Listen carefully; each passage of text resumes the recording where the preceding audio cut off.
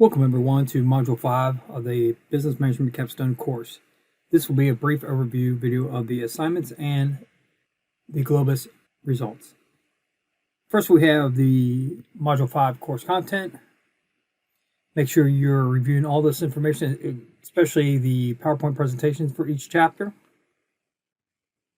Next, we have the Chapter 3 Smart Book assignment.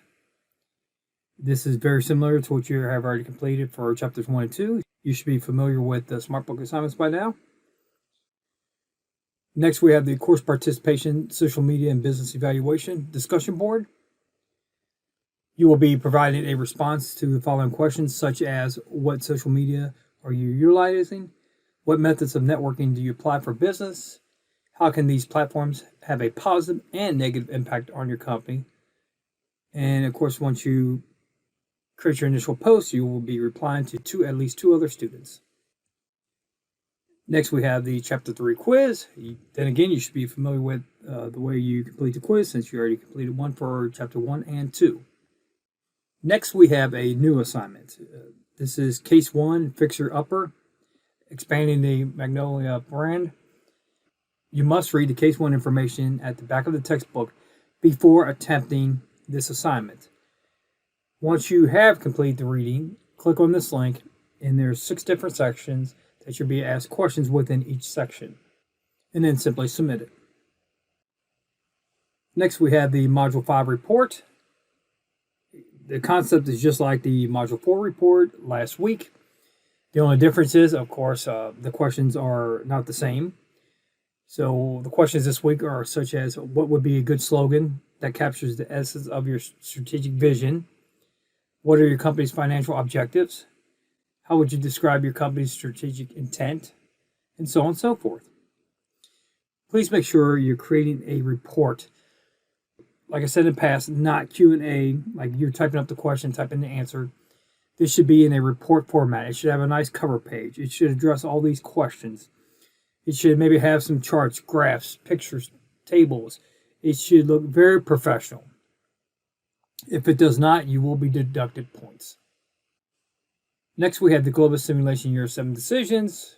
You have been completing decisions for weeks now, so this is not a new concept. Please make sure, though, you are communicating with your team and you're just not making decisions on your own.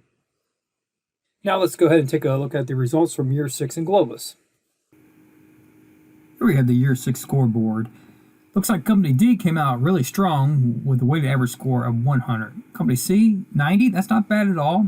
Company A, 84. That's decent. Company B, 78.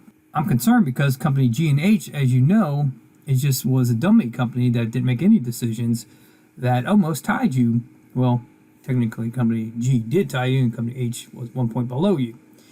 Company E at 73. Very concerned, and Company F, then again, extremely concerned at a weighted score of 42.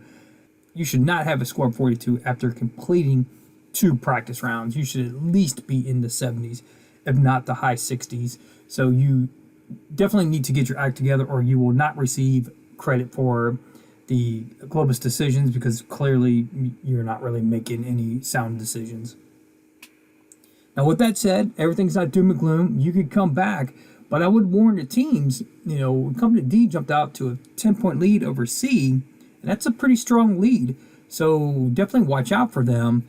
And if you don't start making up ground early on, or if they don't lose ground, then the rest of the teams will be in trouble, and Company D is just going to run away with this. And you don't want that to happen. Now let's go ahead and look at the game-to-date scoreboard.